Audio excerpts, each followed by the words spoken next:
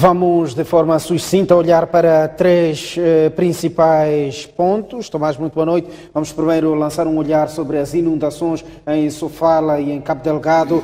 Se por um lado, em Sofala, na região centro do país, pelo menos 1.300 famílias estavam em centros de acomodação, só no distrito de Inhamatanda, devido às cheias. Por outro lado, em Cabo Delgado já há até relatos de cólera. Como é que o nosso país deve desdobrar-se no sentido de reverter este cenário? Boa noite, Gersilde. Com efeito, a situação em Sofala e Cabo Delgado é dramática.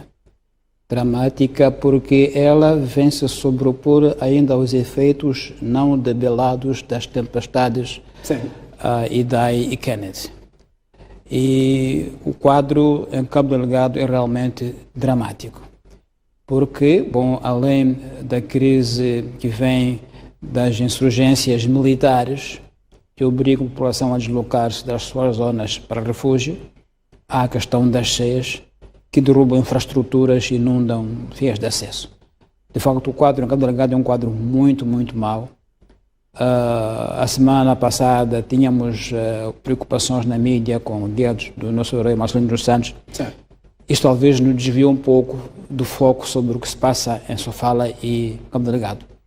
Cabo Delgado a situação é mesmo crítica, porque, como eu digo, além das cheias que vieram por cima dos efeitos do Kennedy ainda não resolvidos, a destruição de pontes, de estradas, populações que ficaram sem seus abrigos, sobre o conflito militar. Então, é uma província realmente de situação muito, muito crítica. Penso que a nossa mídia não tem dado o destaque devido para que todos percebamos o que faz a Cabo Delgado e possamos exprimir nossa solidariedade à população de Cabo Delgado, porque a situação lá é de facto gravíssima. Também em Sofala, como bem dizia o Gersilde, a situação está muito má. Os rios mais importantes, Sofala, Bus e Pungue, estão a transbordar, provocar grandes danos às populações, plantações e habitações, uma vez mais.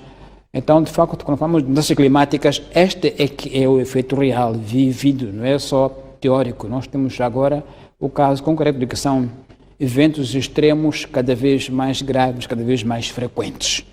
É o que nós estamos a assistir agora. Então, é um desafio muito importante para o país saber como enfrentar quando são tempestades que sucedem um atrás do outro com impactos muito importantes. Por exemplo, Cabo Delgado, sabe-se que o ano letivo escolar iniciou apenas em algumas zonas da província. Há alunos, em grandes milhares de alunos, que ficaram fora da escola por causa do conflito armado, mas também agora por causa que ficaram sem salas de aulas quando das inundações. Então, de facto, é um quadro dramático do Cabo Delgado. Esta situação vem colocar à prova a qualidade das nossas infraestruturas? Sem dúvida, sem dúvida, sem dúvida. Portanto, todo o debate nacional de resposta a mudanças climáticas passa por uma reflexão sobre a qualidade das nossas infraestruturas. Tem que ser mais resilientes, certamente. Não pode ser que qualquer abananço de ventania tudo caia. Não é? Não pode ser assim continuamente. Quer dizer, basta um pouco de ventania, o telhado voa, as paredes caem. Tem que haver um modelo de construção que tenha em conta, de facto, contactos com mudanças climáticas, porque senão estaremos sempre a reconstruir as mesmas estruturas no mesmo sítio continuamente. Então, é um desafio também para os nossos arquitetos, construtores, terem em conta materiais mais resilientes, terem em conta como a construção de edifícios, que tenham em conta, de facto, este clima que nós temos de ter em conta. Agressivo. Essas mudanças climáticas muito drásticas, que destroem infraestruturas e habitações. Mas vamos olhar para o nosso próximo ponto, que é adeus Marcelino dos Santos, numa cerimónia de Estado. Os restos mortais do herói nacional já repousam na cripta dos heróis moçambicanos. Esta despedida foi merecedora. Que ilações retirar? É uma homenagem ao seu herói. Penso que foram cerimónias dignas desta figura, muito solenes, bem organizadas. O fato de ter havido um dia inteiro para o público no Conselho Municipal da cidade de Maputo foi muito bom. Ela pôde ir despedir-se dele durante um dia inteiro. Penso que foi uma decisão muito acertada.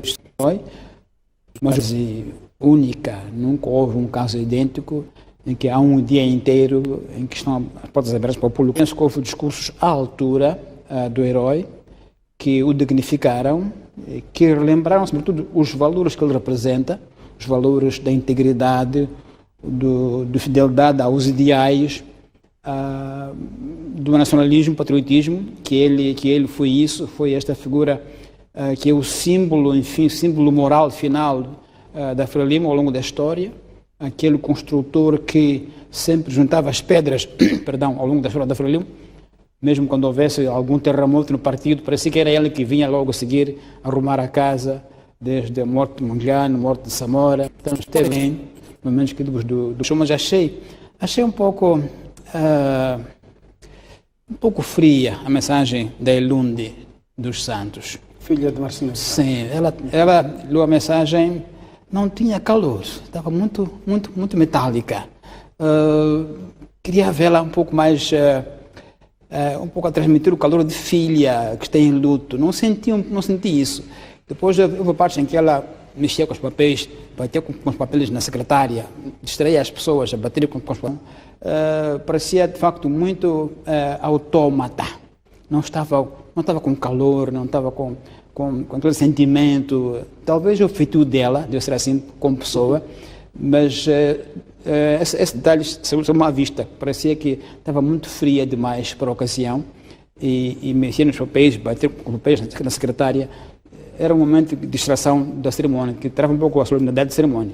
Tirando este detalhe, penso que foi um ato digno, mas, merecedor. Já que estamos mesmo no discurso de Elundi dos Santos, ela encerra, colher a frase, basta que nos juntemos a um rebanho para nos considerarmos heróis. Sim. Tomás, quer comentar esta nota de fecho? Bom, eu penso que a ideia é que, podemos todos estar lá juntos, mas no rebanho pode haver lobos, no meio das ovelhas pode haver lobos que se escondem nas ovelhas. Acho que essa metáfora de que, de pouco vale cantarmos heroicidade, não temos uma conduta que corresponda à qualidade de herói. Eu penso que foi um pouco esse repto de que, estamos aqui todos a celebrar heroísmo, mas se calhar nem todos assumimos isso na nossa conduta. Estamos no rebanho, mas no rebanho pode haver lobos que ninguém nota, porque o rebanho é muito grande. Acho que é um pouco nesse tom, de que, de facto, é um momento em que todo mundo exaltava os feitos, a figura histórica de Marcelino dos Santos, mas, no meu ponto de vista, o contexto atual, a conduta atual, modelo que nós temos, não honra Marcelino dos Santos. Não honra. Pelo contrário, eu acho que em muitos casos até o oposto daquilo que era o seu sonho, o seu modelo de comportamento, da sua conduta, perante o poder, nomeadamente. Houve um detalhe que o Presidente da República mencionou, que Marcelino dos Santos recusou sair para a Índia, tratamentos médicos, disse: se há dinheiro, usem para crianças que precisam mais do que eu preciso. Ora, isto é um contraste com aquilo que é a prática dos nossos líderes africanos todos, sem exceção, que correm para a Índia ou para os países que foram suas potências coloniais. Né? Os francos vão para Paris, os angolanos vão para Londres, agora um pouco mais para a Índia, o que mostra um pouco alguma hipocrisia.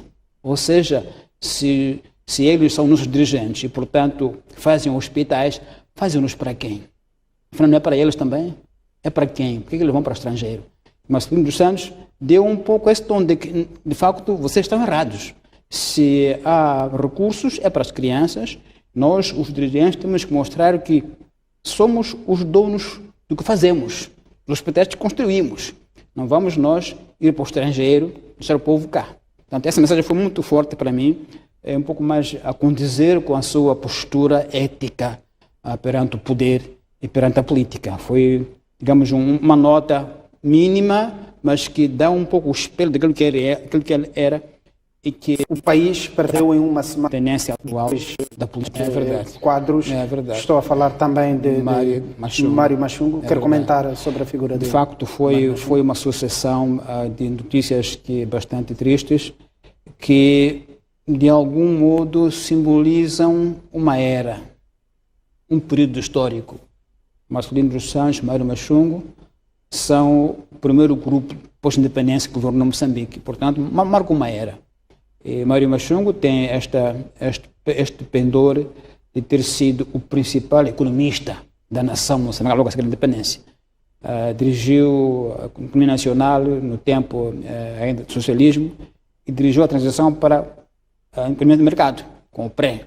E, portanto, é uma figura com muito destaque e nos tempos da guerra, nos seus piores momentos, esteve na Zambésia, a dirigir a Zambésia, a manter a província que foi realmente sitiada pela guerra nos anos 80. Ele esteve lá na Zambésia, de forma estoica, a defender a província, que tinha muitas infraestruturas destruídas, as açucareiras, como se lembra, e plantações de campo de Zambésia. Então, é uma figura que nos marcou muito pelo percurso e pelo papel que ele assumiu muitos críticos. Na independência de Moçambique, logo a seguir, foi ministro da Indústria e Comércio, e durante muito tempo, o tempo das sabotagens da nossa indústria, da nossa economia, portanto, o tempo de cozer restos de fábricas para ser uma única, cozer restos de oficinas para ser uma única, e ele foi este alfaiate que foi cozendo os diferentes farrapos, assim, digamos assim, para fazer tecidos que possam manter o país vivo no tempo a seguir a independência, e depois a transição para o mercado como grande mercado, uma transição muito difícil, porque era preciso alguma coragem, porque implicou o sacrifício da população, com o fecho de algumas fábricas, com experimentos massivos de trabalhadores nos caminhos de ferro, no Moçambique, por exemplo. Então, é um homem cuja história está associada também à transição moçambicana, nos momentos mais críticos, sobretudo na área econômica.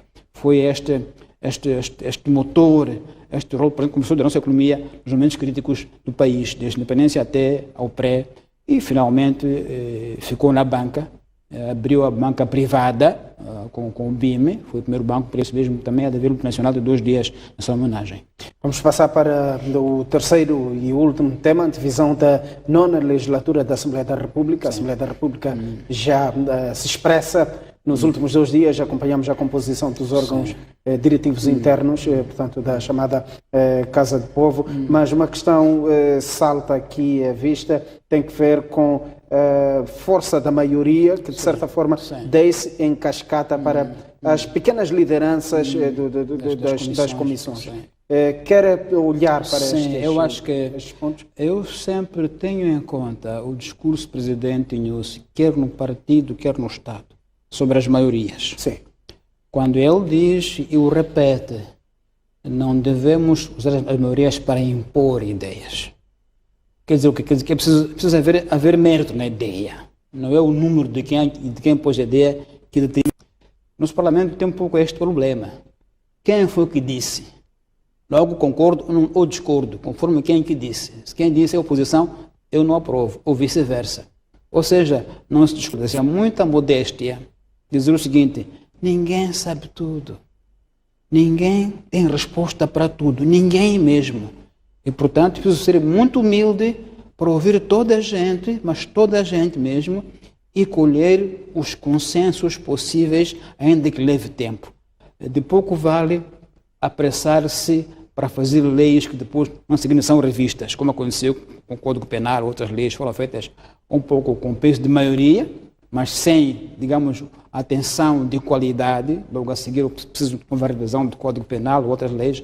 Então, penso que essas maiorias devem ser lidas de forma muito humilde, não de forma muito numérica, sob o risco de descambar em ditadura de maioria. E repito, o contexto nacional hoje em dia é tão complexo que, de facto, ninguém tem resposta para tudo. É preciso que possamos ter tempo, ter paciência de ouvir toda a gente no Parlamento, porque essas pessoas representam uma opinião válida. E se isso for a prática no Parlamento Nacional, vai descer em cascata para as províncias, para o distrito.